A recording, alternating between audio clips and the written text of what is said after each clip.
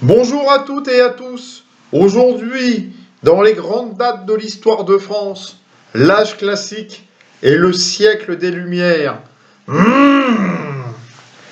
À partir de 1635, Louis XIII engage la France dans la guerre de 30 ans, qui dure de 1618 à 1648, opposant l'Empire catholique des Habsbourg aux États protestants, Suède, Danemark, Saxe, Pays-Bas, et il s'allie aux protestants. Le 24 octobre 1648, les traités de Westphalie mettent fin à la guerre de 30 ans. La France conserve les 3 évêchés et obtient l'Alsace, excepté Strasbourg et Mulhouse. En 1667-1668, guerre de dévolution entre l'Espagne et la France. Le traité d'Aix-la-Chapelle du 2 mai 1668 met fin à cette guerre et apporte à la France 12 villes de Flandre, auparavant possession espagnole.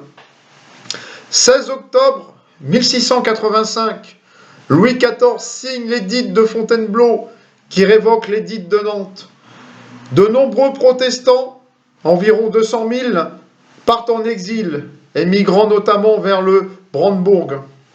1688-1697, guerre de la Ligue d'Augsbourg, coalition entre l'Empire, l'Espagne, la Hollande, l'Angleterre contre la France. Conclue par la paix du Ryswick le 30 octobre 1697, par lequel la France doit rétrocéder toutes ses conquêtes acquises depuis 1679.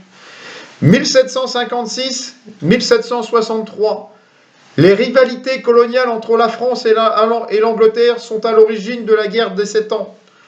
Elle se conclut par le traité de Paris en 1763, par lequel la France laisse à l'Angleterre le Canada, une partie de la Louisiane et des Antilles, et ses possessions au Sénégal, tandis que l'Espagne reçoit le reste de la Louisiane. Par contre, la France conserve la Guadeloupe, la Martinique, Saint-Domingue, Saint-Pierre et Miquelon et Saint-Comptoir aux Indes.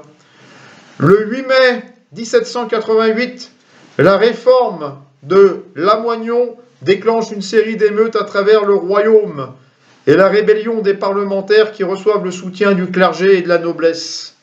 Les amis, voici ce que fut le siècle des Lumières. À bientôt.